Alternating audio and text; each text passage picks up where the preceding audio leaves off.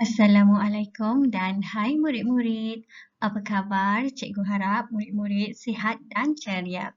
Baiklah, bersua kita lagi dalam kelas Bahasa Melayu tahun 5 bersama dengan Cikgu Siti Rohani. Baiklah murid-murid, hari ini kita akan mempelajari tajuk yang baru. Jadi cikgu harap murid-murid bersemangat dan bersedia untuk belajar. Baiklah, tema pada hari ini ialah kemasyarakatan, unit masih masyarakat celik ilmu. Tajuk pada hari ini ialah keluarga berjaya dan kemahiran yang akan kita kuasai ialah membaca SP 2.1.1.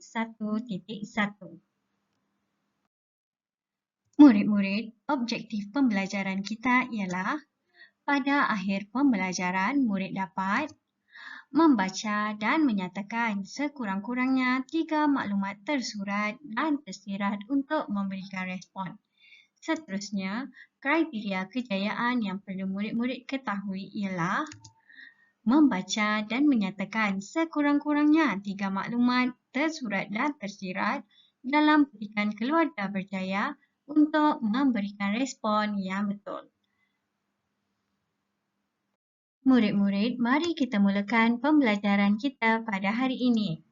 Tajuk yang akan kita pelajari ialah keluarga berjaya.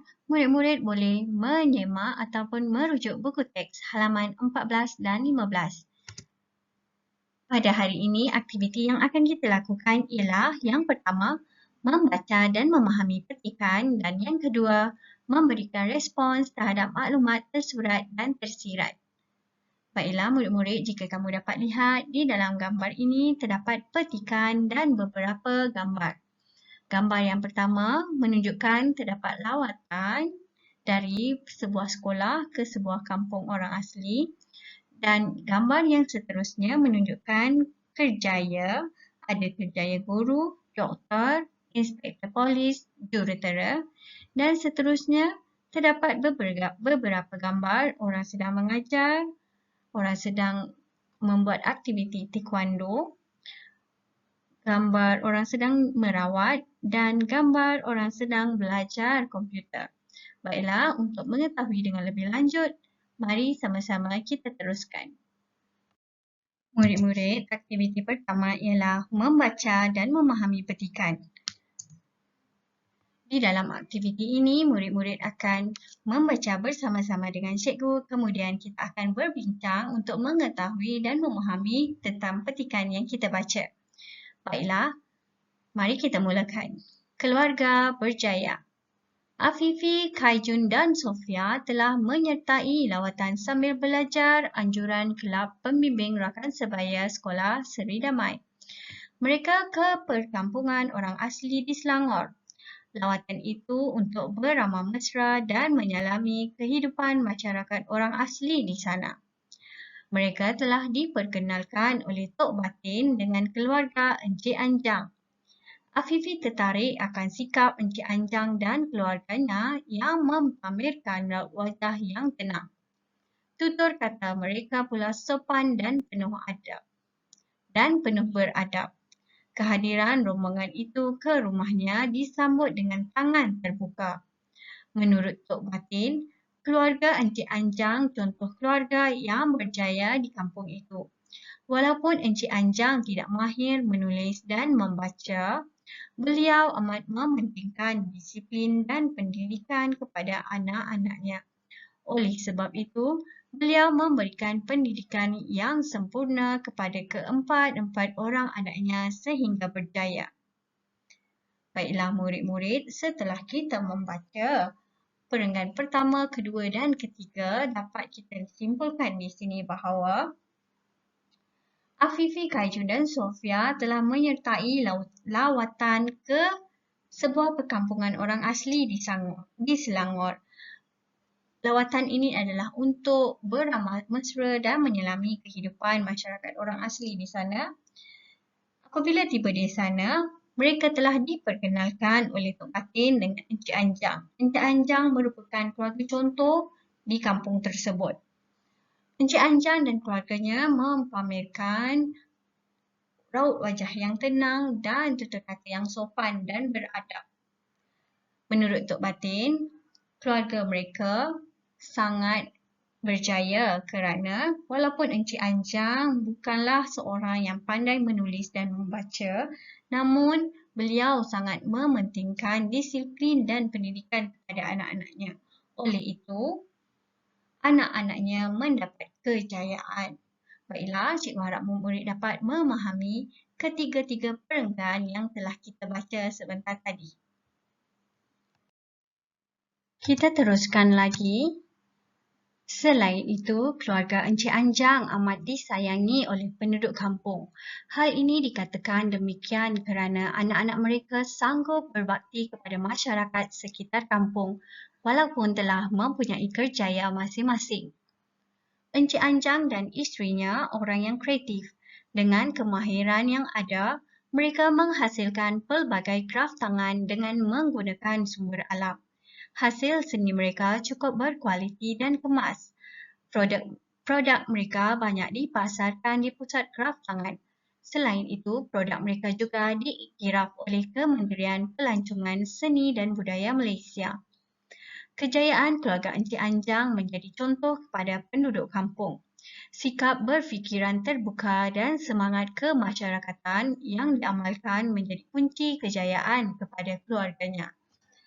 Baiklah murid-murid, setelah kita membaca perenggan 4, 5 dan 6, dapat kita simpulkan di sini bahawa keluarga Encik Anjang amat disayangi oleh penduduk kampung kerana anak-anaknya sanggup berbakti kepada kampung walaupun mempunyai kerjaya masing-masing. Mereka masih mengadakan kelas tambahan, merawat orang kampung, mengajar mereka tentang ICT dan juga mengajar tentang seni mempertahankan diri. Selain itu, Encik Anjang dan isterinya juga mempunyai kemahiran untuk menghasilkan pelbagai kraf tangan. Dengan itu, mereka dapat menjadikannya sebagai sumber pendapatan. Kejayaan keluarga Encik Anjang menjadi contoh kepada penduduk kampung walaupun mereka mempunyai serba kekurangan tetapi mereka masih berjaya kerana kunci kejayaan mereka adalah terhadap fikiran terbuka dan semangat kemasyarakatan. Baiklah, cikgu harap murid-murid dapat memahami semua petikan yang telah kita baca sebentar tadi.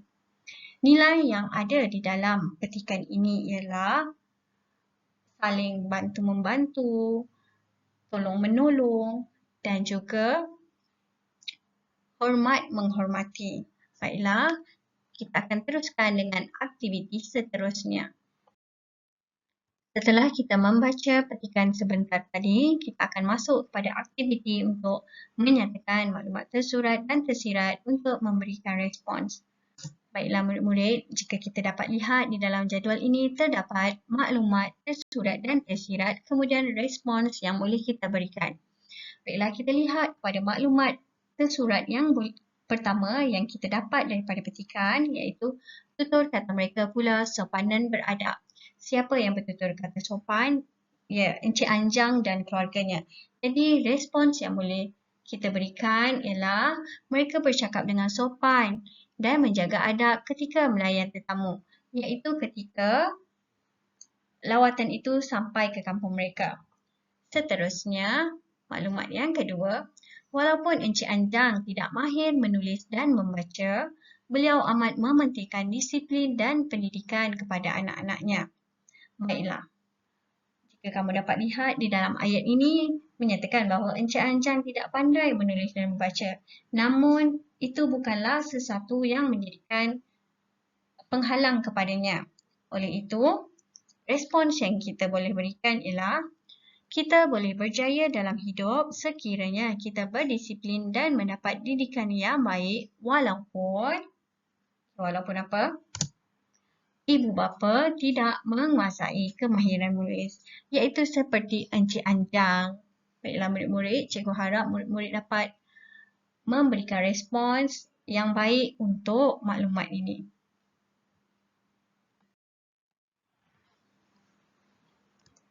Baiklah murid-murid, seterusnya, hal ini dikatakan demikian kerana anak-anak, baiklah maklumat yang kamu boleh peroleh di dalam perenggan 4 iaitu Hal ini dikatakan demikian kerana anak-anak mereka sanggup berbakti kepada masyarakat sekitar kampung walaupun telah mempunyai kerjaya masing-masing. Jadi respons yang boleh kita berikan berdasarkan maklumat ini ialah mereka tetap berbakti kepada masyarakat walaupun agak-agak apa murid-murid? Okay, anak-anak Encik Anjan telah berjaya. Jadi walaupun telah berjaya dan mempunyai kerjaya sendiri. Baiklah, kita teruskan lagi dengan kemahiran yang ada, murid-murid dapat menjumpai ayat ini di dalam perenggan yang kelima. Dengan kemahiran yang ada, mereka menghasilkan pelbagai kraf tangan dengan menggunakan sumber alam. Baiklah, respons yang boleh kita berikan sama ada kita boleh menggunakan kemahiran untuk mendapatkan sumber pendapatan ataupun kita mestilah menggunakan kemahiran yang kita ada dengan sebaik-baiknya. Baiklah, kita tengok respons yang boleh cikgu berikan. Kita boleh menggunakan kemahiran yang kita miliki untuk menjana pendapatan. Baiklah, mudah bukan? Cikgu harap murid-murid dapat memberikan respons dengan baik sama ada dengan menggunakan jawapan yang telah cikgu berikan ataupun lebih baik murid-murid menggunakan ayat sendiri. Seterusnya dan yang terakhir, sikap berfikiran terbuka dan untuk maklumat tersurat ini, murid-murid boleh mencari di dalam perenggan yang terakhir iaitu sikap berfikiran terbuka dan semangat kemasyarakatan yang diamalkan menjadi kunci kejayaan kepada keluarganya. Jadi, respons yang boleh kita berikan, baiklah, cikgu akan beri sedikit clue. Kita boleh berjaya sekiranya kita mengamalkan apa? Jika kamu dapat lihat di sini, apa yang diamalkan? Berfikiran terbuka dan semangat kemasyarakatan. Jadi, cikgu harap murid-murid dapat menyusun ayat dengan baik untuk memberikan respons dan melengkapkan respons tersebut.